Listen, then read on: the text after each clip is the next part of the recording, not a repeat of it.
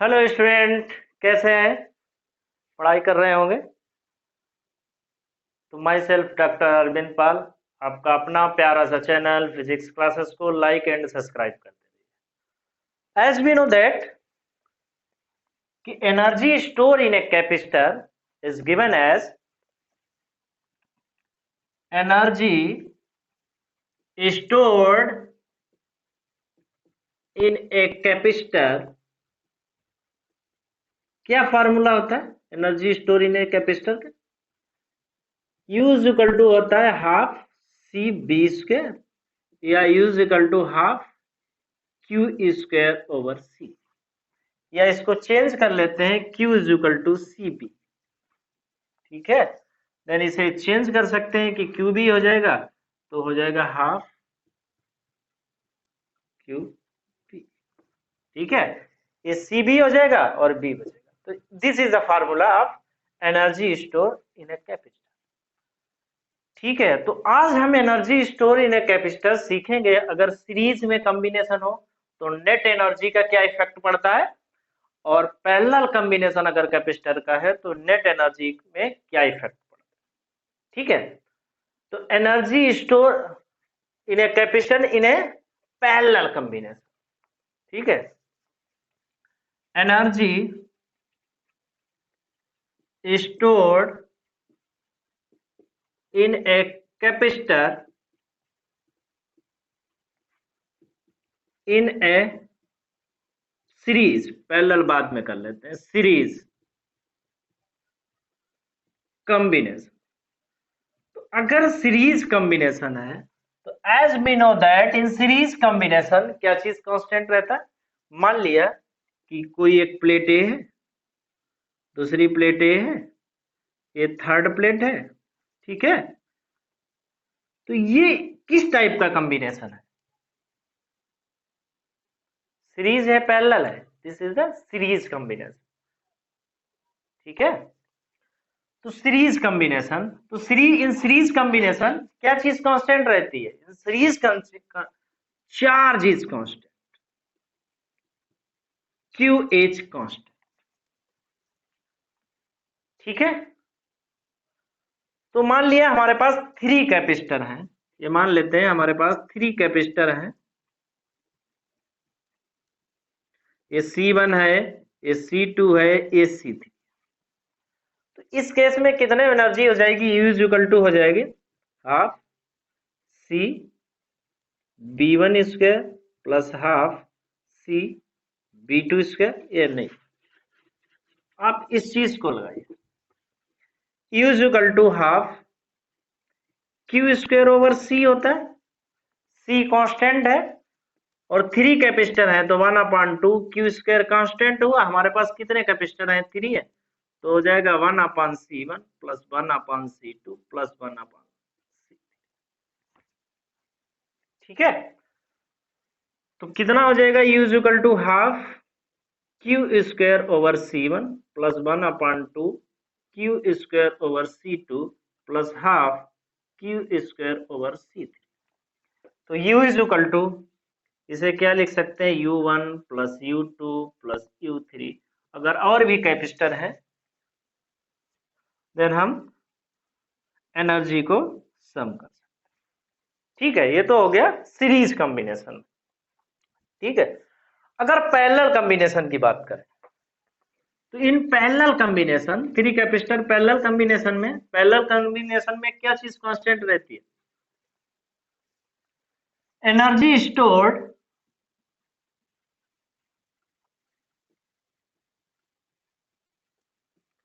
In a capacitor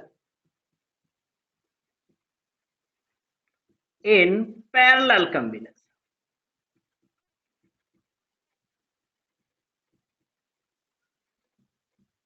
parallel, तो parallel combination में क्या चीज कांस्टेंट रहती है?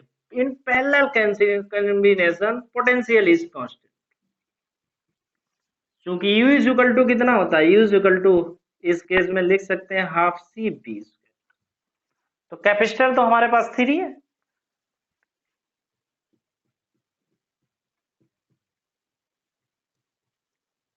ऐड कर सकते हैं आप इसे C1, इसे C2, इसे C3 पोटेंशियल। तो B इज कांस्टेंट ऑलमोस्ट। तो कितनी एनर्जी हो जाएगी, U इज इक्वल टू हो जाएगा आपका, क्या हो जाएगी, half CB² plus half C2B² plus half C3B²। इसे क्या लिख सकते हैं, U। तो इसे लिख सकते हैं हम U1 plus U2 plus U3। ठीक है, अब इस दोनों को कंपेयर करते हैं और क्या इंफॉर्मेशन कलेक्ट हुई उसको नोट करते हैं। बताइए भाई कैसे। अब देखो energy store, total additive energy in series combination and parallel combination is same, क्योंकि यहां पर U1 प्लस U2 ये एनर्जी दोनों में सेम है। तो हम यहाँ पे लिख सकते हैं नोट करके, नोट एडिटिव एनर्जी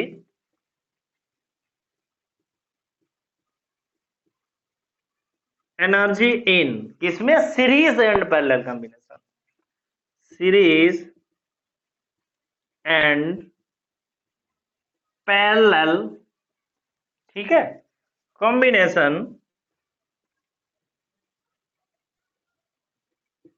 इस, ठीक है। तो इट मींस टोटल एनर्जी पे कोई इफेक्ट नहीं, वो टोटल एनर्जी जो है वो सेम रहती है, कैपेसिटर चाहे सीरीज कॉम्बिनेशन में हो या कैपेसिटर पैरेलल कॉम्बिनेशन। ठीक है, तो एनर्जी का इफेक्ट आपने समझ लिया अगर पैरेलल कॉम्बिनेशन है कैपेसिटर का, और कैपेसिटर का अगर सीरीज कॉम्बिनेशन। ठीक है, तो energy density of an electric field, आपको क्या नेक्स्ट है, energy density of an electric field, या तो ये लिखें energy density of an electric field, और इसका फार्मूला क्या होता है, U over AD, where A is the area and D is spacing between capacitor, और इसको क्या लिख सकते हैं 1/2 एप्सिलॉन नॉट E। मतलब इस फार्मूले को हम लोगों को drive, energy per unit volume, और क्या इसे लिख सकते हैं, इसे क्या लिख सकते हैं, energy per unit volume, energy per unit volume, या तो बोले इसे energy density of an electric field, energy per unit volume. ठीक है, तो हमें क्या क्या रिक्वायरमेंट होगी, रिक्वायरमेंट हमारे पास energy means U is equal to क्या होता है, half Q² over 2C, Q² over C। तो हमें क्या चाहिए, चार्ज चाहिए, कैपेसिटेंस चाहिए, चार्ज और कैपेसिटेंस की वैल्यू यहाँ पे पुट कर देंगे और वेरी सिंपली जो है वो फॉर्मूला ड्राइव हो जाएगा। ठीक है, तो हम क्या करते हैं यहाँ पे वो जरा देख लें। Suppose that we have a parallel plate capacitor, this we have this capacitor, in this capacitor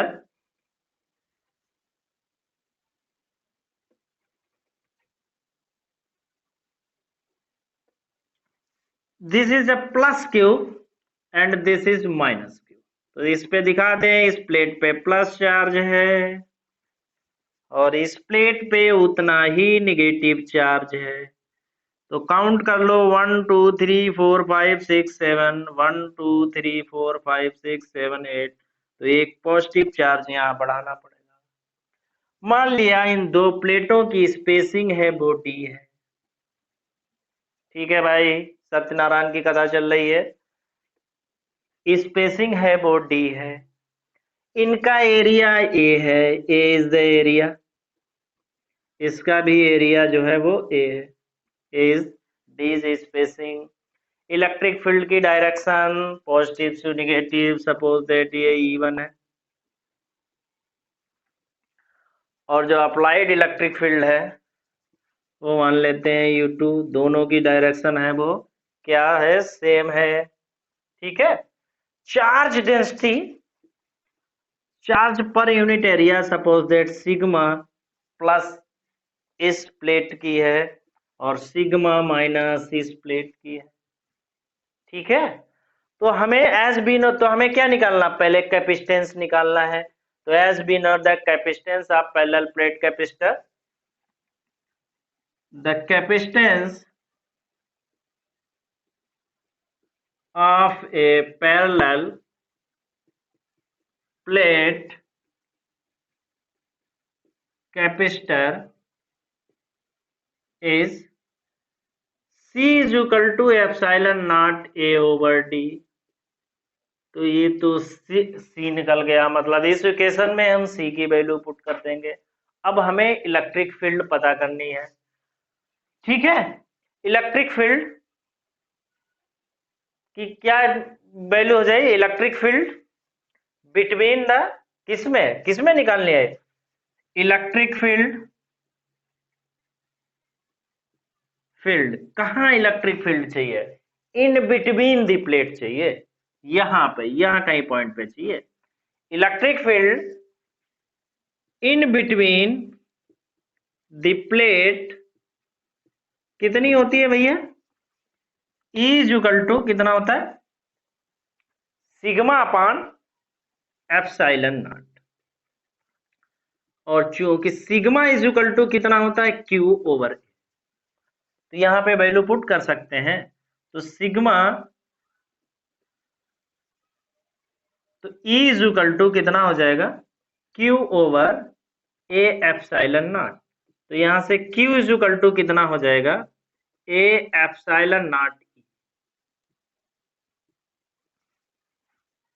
ठीक है, A एप्सिलॉन नॉट E। तो energy store in a capacitor कितना है,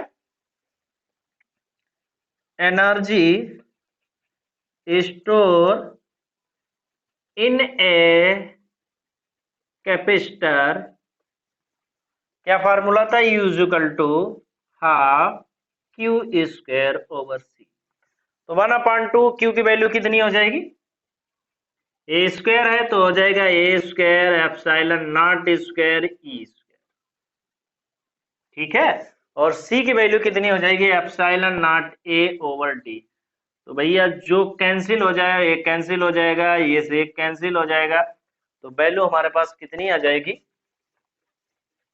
तो वैल्यू जो हमारे पास आ जाएगी वो हो जाएगी U is equal to 1/2 epsilon naught E square. ठीक है। और क्या हो जाएगा, ये बचेगा हमारे पास AD। ठीक है। या हम ऐसा ही लिख सकते हैं, U over AD is equal to 1/2 epsilon naught E square. This is known as what, this is known as the energy density of an electric field या energy per unit work, energy per unit volume.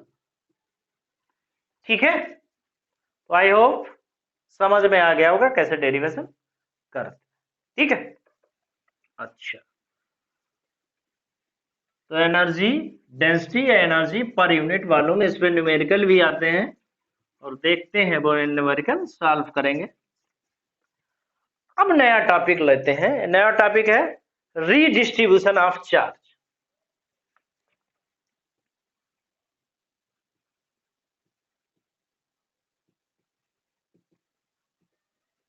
Redistribution of charge मतलब charge का redistribution क्या है। As we know that the charge is flow from higher potential to lower potential। ठीक है।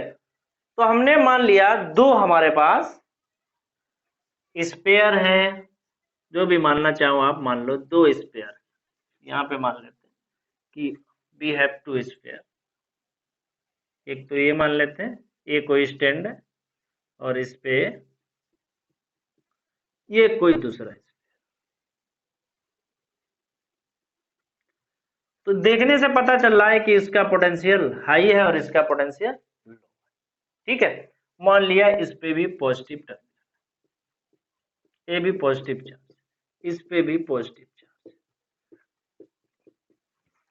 ठीक है, हमने मान लिया इसका एरिया ए है, या हम एरिया ना कंसीडर करें, मान लिया ये ए एक चार्ज है, ए और दूसरा कोई बी चार्ज, कोई स्पेयर ए है जिसपे चार्ज क्यू है, इसे मान लेते हैं Q1, इस पे चार्ज मानते हैं Q2, इसका जो कैपेसिटेंस लेट मान लेते हैं, उसका कैपेसिटेंस C1, और इस पे जो पोटेंशियल है वो B1। तो पहले ये स्पेयर पे हमने माना कि उस पे चार्ज Q1 पॉजिटिव है, उस पे कैपेसिटेंस B1 है, ठीक है, और उसका पोटेंशियल कैपेसिटेंस C1 है, उसका पोटेंशियल B1। सिमिलरली हम B पे मान लेते हैं उसका चार्ज Q2 है, इसका कैपेसिटेंस कितना C2 है, और इसका पोटेंशियल जो है वो B2। ठीक है,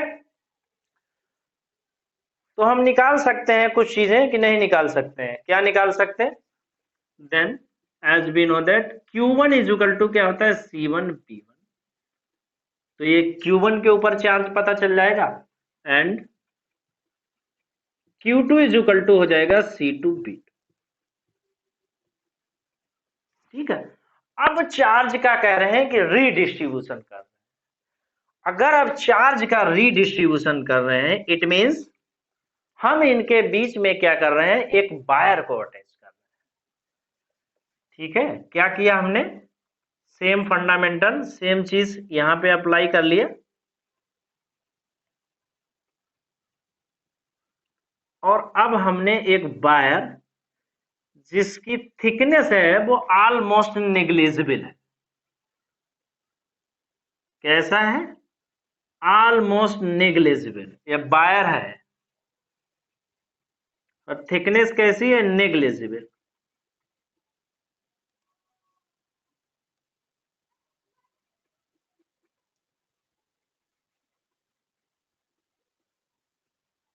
ठीक है, ओके। अच्छा, अब चार्ज इसमें फ्लो होना स्टार्ट हो जाएगा, मतलब यहाँ पे जो Q1 था जो चार्ज, और इस पे जो था क्या Q2 था,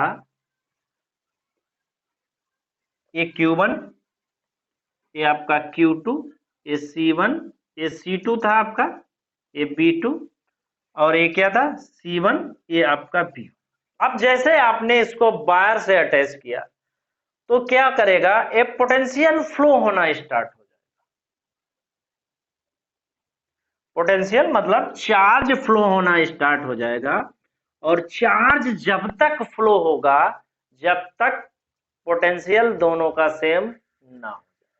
जब दोनों का पोटेंशियल सेम हो जाएगा तो चार्ज का फ्लो होना बंद हो जाएगा। ठीक है, तो हम क्या लिखें, as wire is attached between A and B, as wire is connected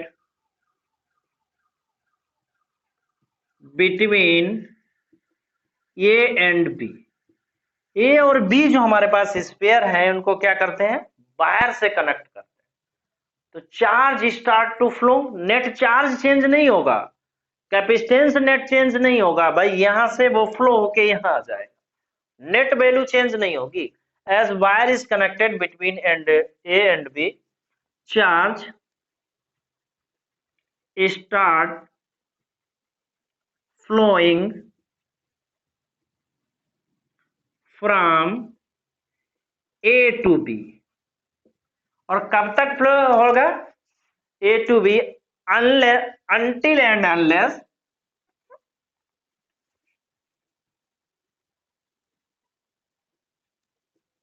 until unless, ठीक है, कब तक होगा, when V is constant। ठीक है, जब तक होगा जब तक दोनों का पोटेंशियल जो है वो सेम ना हो। जब पोटेंशियल सेम हो जाएगा, इसका मतलब कॉमन पोटेंशियल हो जाएगा। पोटेंशियल सेम का होने का मतलब इसका पोटेंशियल और इसका पोटेंशियल क्या हो गया, सेम हो गया। तो common potential is equal to क्या हो जाएगी,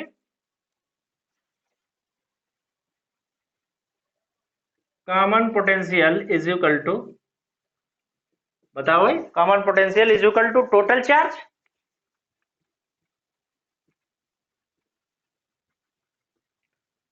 टोटल चार्ज अपॉन क्या हो जाएगा, टोटल कैपेसिटेंस।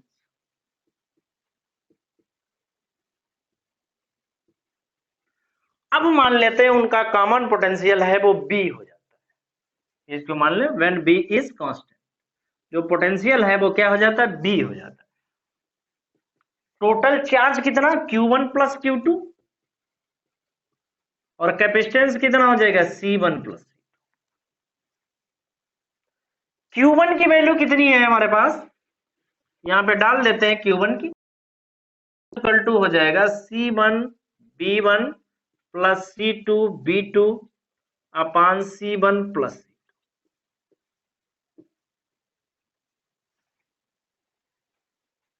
ठीक है। अब जब चार्ज फ्लो हुआ तो चार्ज, टोटल चार्ज तो सेम रहेगा, नेट चार्ज की अगर बात करें, बट डिस्ट्रीब्यूशन ऑफ चार्ज क्या हो जाएगा, डिफरेंट हो जाएगा। भाई हायर से लोअर में जा रहा तो लोअर में कम हो जाएगा, हायर में, सॉरी, लोअर में इंक्रीज हो रहा है, वो हायर से डिक्रीज हो रहा है। ठीक है। तो आफ्टर डिस्ट्रीब्यूशन, या लिखें after distribution the charge on sphere ये and V is Q1 dash and Q2 dash। तो अब Q1 dash की इक्वल टू क्या हो जाएगी, Q1 इक्वल टू कितना हो जाएगा, C1B, क्योंकि पोटेंशियल इस केस में क्या है, constant, and Q2 dash equal to कितना हो जाएगा, C2 इंटू B। तो Q1 dash upon Q2 dash equal to C1 upon C2,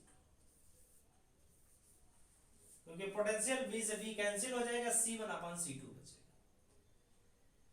ठीक है। तो आफ्टर रीडिस्ट्रीब्यूशन कॉमन पोटेंशियल का फार्मूला क्या होता है, ये होता है, और चार्ज डिस्ट्रीब्यूशन बेसिकली जो किस पे डिपेंड करेगा, उनके कैपेसिटेंस पे डिपेंड करेगा। ठीक है, C1 एंड C2। अब इस पे एक न्यूमेरिकल सॉल्व करते हैं।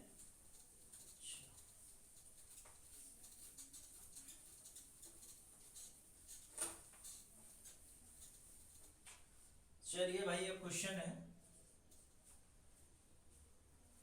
ये हमारे पास एक कैपेसिटर है, ये दूसरा कैपेसिटर है,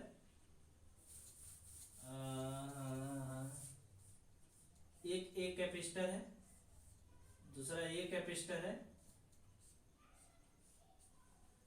ये मान लेते हैं C1 ये C2, ये बैटरी है जो 12 वोल्ट की है, 12 वोल्ट की बैटरी। ठीक है, ये बैटरी है। उसके बाद में एक कोई कैपेसिटर यहाँ पे अटैच्ड है, उसके बाद में ये कोई कैपेसिटर अटैच्ड, ये आपके पास C3।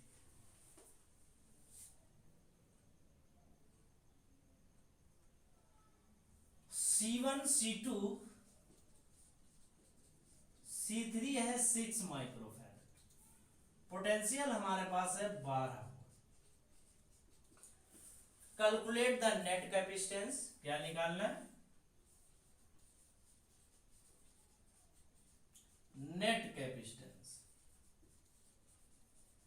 तो नेट कैपेसिटेंस कितना होगा, second, charge on each capacitor, charge on each capacitor, अच्छा क्वेश्चन है, और energy stored, energy stored. Energy stored का मतलब टोटल कैपेसिटेंस जो भी उसकी बात कर रहे हैं। तो सॉल्व करने के लिए बहुत सिंपल है। पहले तो हम देखें कि C1 C2 का क्या अरेंजमेंट है। तो C1 एंड C2 क्या अरेंजमेंट है। C1 एंड C2 किसमें है, सीरीज में।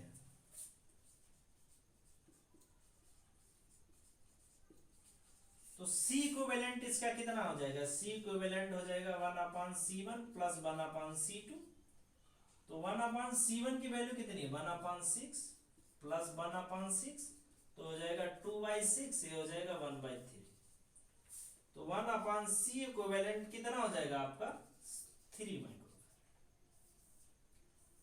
अब ये 3 माइक्रोफैरड इसके साथ में कैसा होगा, पैरेलल में होगा, ठीक है। नाउ 3 माइक्रोफैरड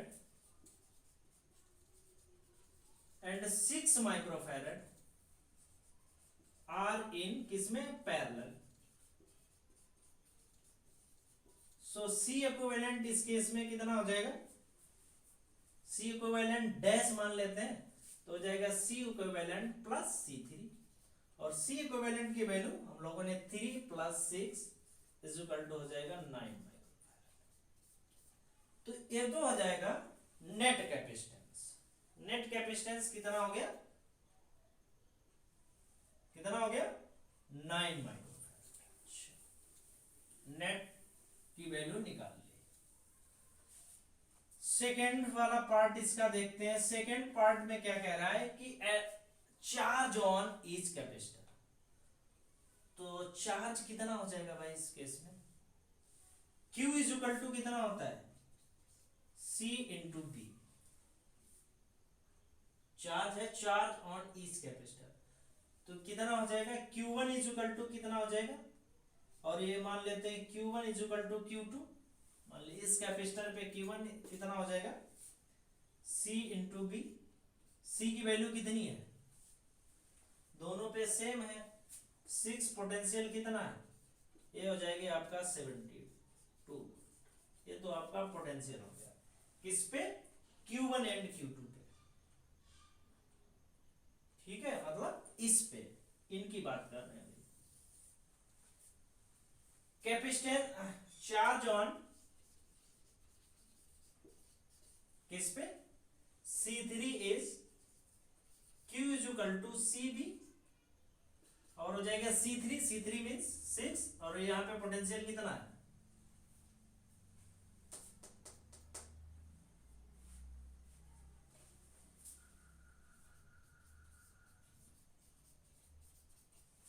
ठीक है। तो कितना हो जाएगा, तो हो जाएगा कि नहीं, ये वाला C, इसमें पोटेंशियल कैपेसिटेंस नेट कैपेसिटेंस हमने कितना निकाला था 3 निकाला था, 3 है, C भी है 3 है, ये हो जाएगा आपका 36 कूलम। और ये चार्ज हो गया, ये भी इसका यूनिट क्या हो जाएगी कूलम हो जाएगी, ठीक है। तो क्योंकि इसका नेट कैपेसिटेंस 3 था, इसका कितना ये 9 है, तो ये वैल्यू जो है वो ऑलमोस्ट सेम हो जाएगी, ठीक है। डन। एनर्जी स्टोर कितना हो जाएगा, नाउ एनर्जी स्टोर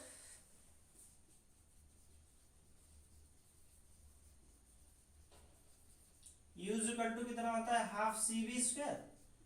C का मतलब C इक्विवेलेंट, C इक्विवेलेंट कितना है 9, और पोटेंशियल कितना है,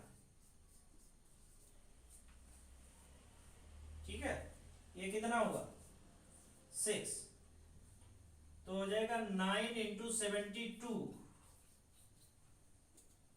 तो हो जाएगा 8,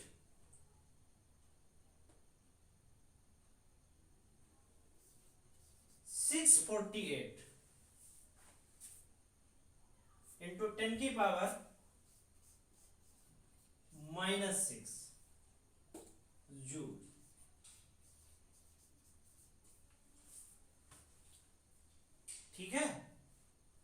लेक्चर को आज यहीं समाप्त करते हैं, मिलते हैं नेक्स्ट लेक्चर में। पढ़ाई करते रहिए, एंजॉय करते रहिए। Best of luck.